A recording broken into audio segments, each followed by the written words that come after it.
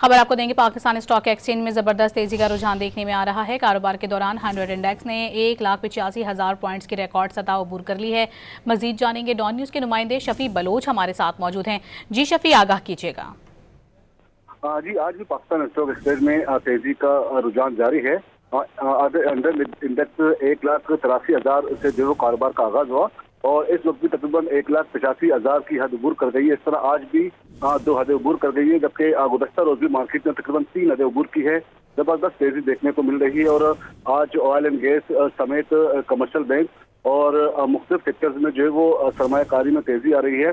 और मारिन का कहना है कि आइंदा चंद घंटों में जो है वो सूरत मजीद तेजी की तरफ जा सकती है, क्योंकि आज कुछ गैर मुल्की मुआहदे भी हुए तो उनके असर भी जो है पाकिस्तान स्टॉक एक्सचेंज पर पड़े हैं और काफी तेजी देखने को मिल रही है। जबकि प्रॉफिट टेकिंग की वजह से आज कारोबार के आगाज में सूरत कुछ मुख्तलिफ थी, मिला जुला रुझान देखने में आ रहा था और इस तरह 13,000 प्लस से कारोबार का आगाज हुआ, लेकिन इस वक्त जो है तकरीबन 2,000 प्लस पॉइंट पे जो है वो इस वक्त मार्केट ट्रेड करते हुए नजर आ रही है। बहुत शुक्रिया आपका शफी।